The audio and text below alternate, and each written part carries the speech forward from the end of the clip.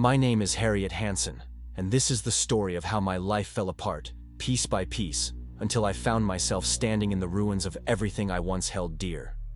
It's a story of love, betrayal, and consequences, and though I've lived through it, even now, it feels like a distant nightmare. Let me start from the beginning. I grew up in a small, picturesque town in Ireland, surrounded by rolling green hills and endless skies. My childhood was simple and happy. My parents were loving and hardworking, and I was their only child. They instilled in me the belief that love was the foundation of a happy life. For years, I carried that belief like a beacon, waiting for the day I'd meet the person who would make my world complete. When I met Gerald Stone, I thought my search had ended. Gerald was kind and steady, with a quiet strength that made me feel safe. He was a local carpenter, respected in our community for his skill and reliability.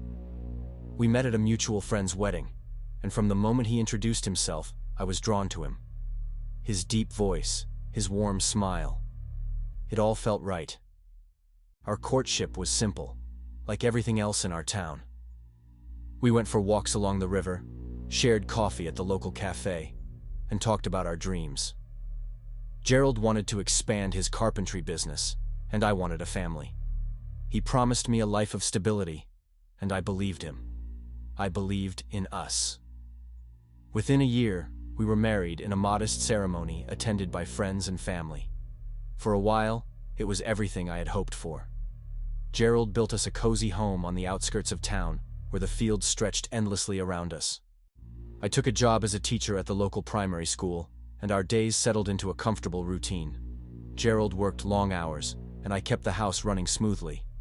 We talked about starting a family, but there was always a reason to wait. His workload, my job, money. Life was busy, but it was good. Or so I thought. Looking back, I can see the cracks that were already forming. Gerald was a good man, but he was also predictable to a fault. He wasn't romantic, and though he cared for me in his way, he rarely expressed it. Our conversations became practical, focused on bills and schedules rather than dreams and emotions. I began to feel invisible, like a piece of furniture in our well-organized life. Then Cecil Woolridge entered my life. Cecil was everything Gerald wasn't. He was charming, confident, and full of life. We met at a school fundraiser where he had volunteered to help organize the event. Cecil was a financial advisor who had recently moved to our town, and his easy manner made him the center of attention. When he spoke to me, I felt seen in a way I hadn't in years. It started innocently enough.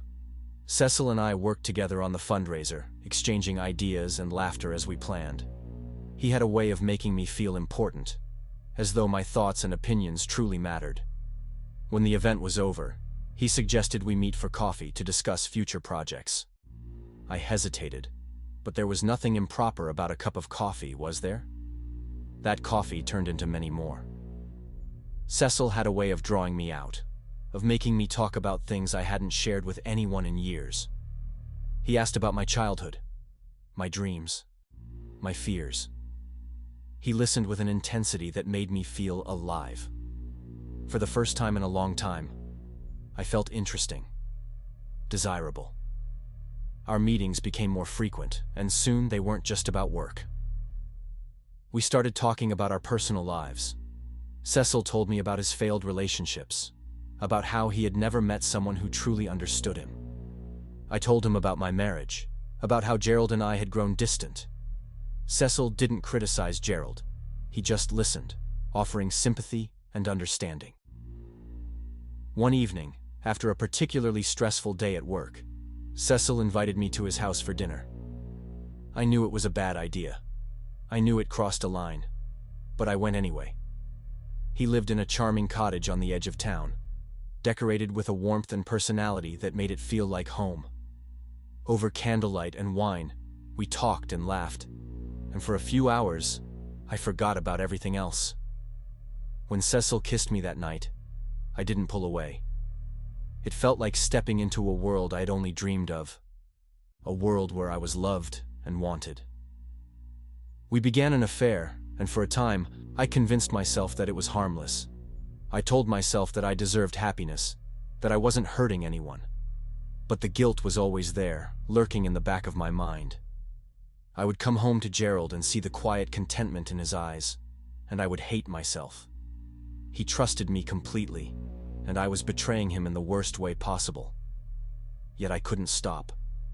Cecil had become my escape, my refuge from the monotony of my life. Our affair continued for months, and with each passing day, I became more reckless. We would meet in hidden corners of town, steal moments that felt like eternity. Cecil promised me the world, told me that we were meant to be together. I began to believe him. I began to think that maybe my marriage had been a mistake, that Gerald and I had never truly loved each other. But secrets have a way of coming to light. One evening, Gerald came home earlier than expected and found a message on my phone. It was from Cecil, a message filled with words that left no doubt about the nature of our relationship.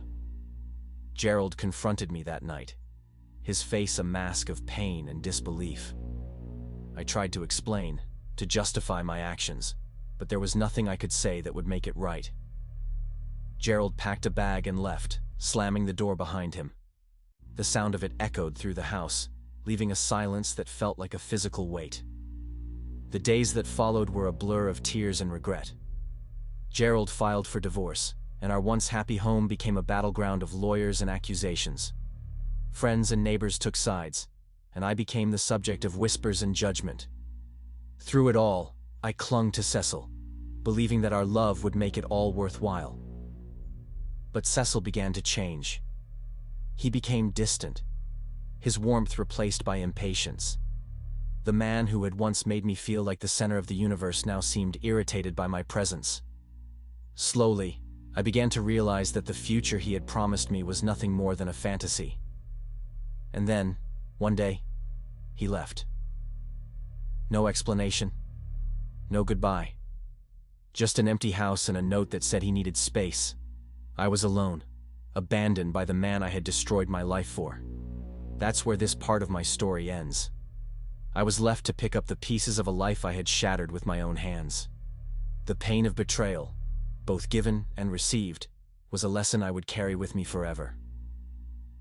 But this isn't the end of my story. It's just the beginning of a journey I never expected to take. The days after Cecil left were some of the darkest of my life. It felt as though the walls of my world had caved in, leaving me standing in the rubble. I would wake up each morning hoping it had all been a bad dream, but reality hit me like a cold slap. The house was silent, a silence so loud it was unbearable. Gerald's absence was a constant reminder of what I had lost, and Cecil's betrayal was the final blow. The divorce was finalized quickly. Gerald didn't want to fight.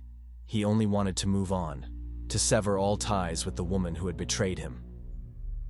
I signed the papers with trembling hands, the weight of my decisions crashing down on me. Our home was sold, and I moved into a small apartment in town. It was nothing like the house Gerald and I had built together. It felt temporary, like everything in my life now. The whispers followed me wherever I went. In a small town like ours, secrets never stayed hidden for long. People I had once considered friends now crossed the street to avoid me. Parents at the school looked at me with disdain, their judgment heavy in the air. Even my colleagues at work were distant, their polite smiles hiding their true feelings. I felt like an outcast, a pariah. Money became a constant worry. Without Gerald's steady income, I struggled to make ends meet. I had never realized how much I had depended on him until he was gone. Teaching barely covered my expenses, and I found myself cutting corners, living paycheck to paycheck. The financial strain added to the emotional burden, leaving me exhausted and anxious. I tried to reach out to Cecil, hoping for some kind of closure, but he ignored my calls and messages. It was as if he had disappeared from the face of the earth. I learned later that he had moved to another town, starting over as if our relationship had never happened. The realization was like a knife to the heart. I had destroyed my marriage, my reputation, and my life for a man who had never truly cared about me. Loneliness became my constant companion. The evenings were the worst. I would sit in my tiny apartment, staring at the walls, replaying every moment of my affair in my mind. Regret consumed me, and I couldn't help but wonder how different things might have been if I had made other choices.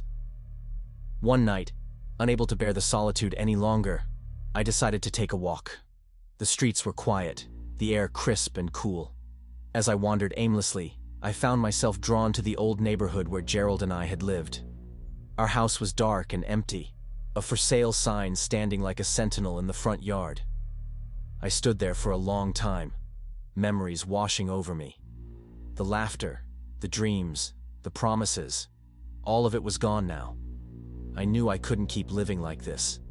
I had to find a way to rebuild my life, to move forward. But I didn't know where to start. The guilt and shame were like chains holding me back, and the future seemed like a bleak, endless road. Then, one day, I received an unexpected call. It was Gerald. His voice was calm, almost detached, as he told me he needed to pick up a few things he had left behind. The call was brief, but it left me shaken.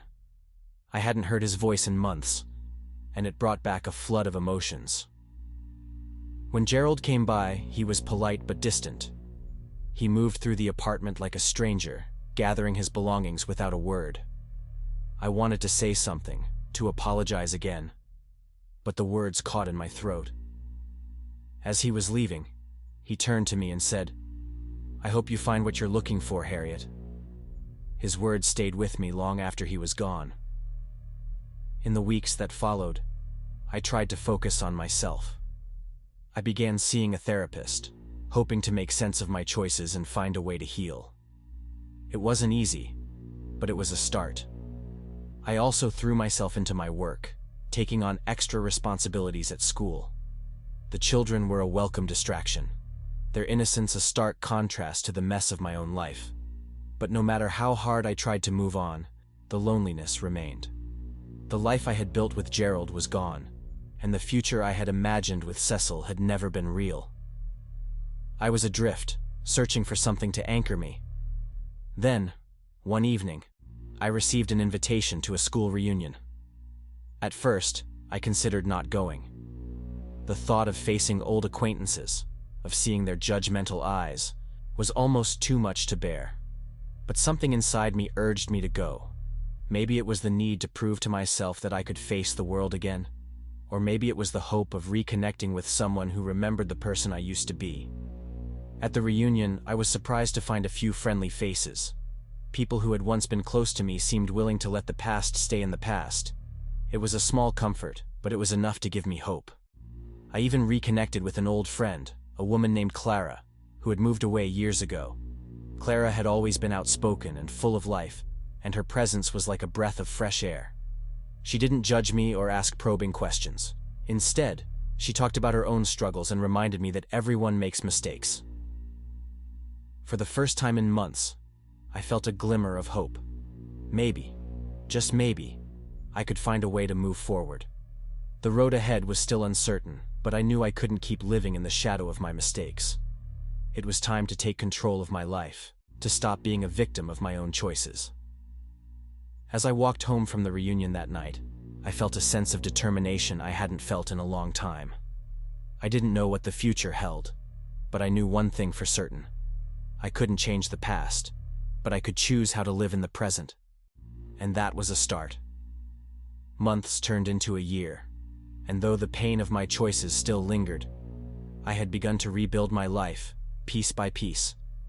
My apartment, once a place of sorrow, slowly became a reflection of who I was becoming.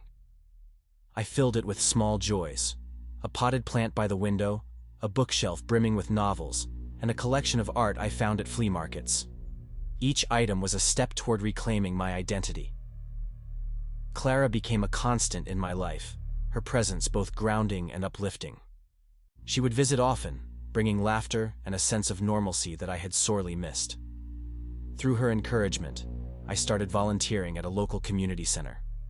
Working with people who were facing their own challenges reminded me that I wasn't alone in my struggles.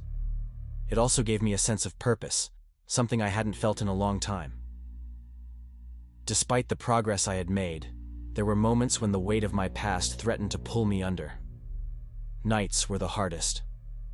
Alone in the quiet of my apartment, I would replay the events that had led me here, wondering if I would ever truly forgive myself. Gerald's face would appear in my mind, his words echoing in the silence. "I hope you find what you're looking for, Harriet." One day, while organizing a charity event at the community center, I saw Gerald. He was standing near the entrance, speaking with one of the coordinators. My heart raced, a mix of anxiety and longing flooding my senses. I hadn't seen him since that brief visit to my apartment, and the sight of him brought back a wave of memories. I debated whether to approach him, unsure if he would even want to speak to me. But as I hesitated, he turned and saw me. Our eyes met, and for a moment, time seemed to stand still. Then, to my surprise, he smiled. It was a small, tentative smile, but it was enough to give me the courage to walk over. "Hello, Gerald," I said, my voice trembling slightly.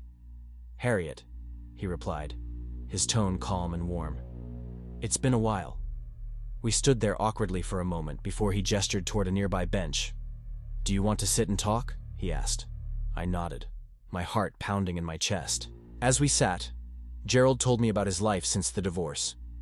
He had moved to a nearby town, started a new job, and was even seeing someone new. His words stung, but I hid my emotions, focusing instead on the fact that he seemed happy. He deserved that.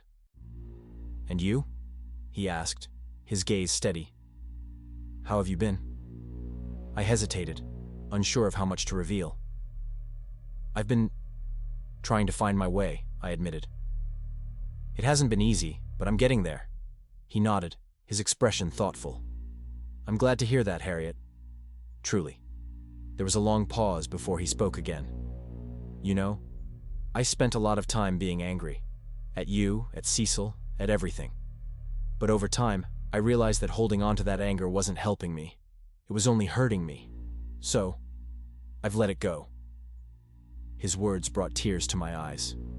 "I'm so sorry, Gerald," I said, my voice breaking. "For everything. For the pain I caused you." He placed a hand on mine, a gesture of forgiveness. "I know, Harriet, and I hope you can forgive yourself too." That conversation marked a turning point for me. Gerald's forgiveness was something I hadn't dared to hope for, and it lifted a weight I hadn't realized I was still carrying. It didn't erase the past, but it allowed me to look to the future with a sense of hope. In the months that followed, I continued to build a new life for myself. I took up painting, something I had always wanted to try but never had the time for. It became a form of therapy, a way to express the emotions I couldn't put into words. I also started attending a support group for people going through similar struggles. Sharing my story and hearing others' experiences helped me feel less alone. One day, while browsing a bookstore, I met a man named Ethan. He was kind and soft-spoken, with a passion for literature that matched my own. We struck up a conversation, and over time, it grew into something more. Ethan was patient and understanding, never pushing me to share more than I was ready to. With him, I felt a sense of safety and acceptance that I hadn't felt in years. As our relationship blossomed, I found myself smiling more, laughing more, and looking forward to the future. Ethan wasn't a replacement for Gerald, nor was he a way to forget the past. He was a reminder that life goes on, that love is still possible, even after heartbreak. Looking back now, I see my journey as a series of lessons. I learned the importance of honesty, the value of forgiveness, and the strength that comes from facing your mistakes head-on. My life isn't perfect, and it never will be. But it's mine, and I'm finally learning to live it on my own terms. As I sit here, writing these words, I feel a sense of peace that I never thought I'd find. The scars of my past are still there, but they no longer define me. They are a part of my story, but they are not the whole story. And for the first time in a long time, I am excited to see what the next chapter will bring.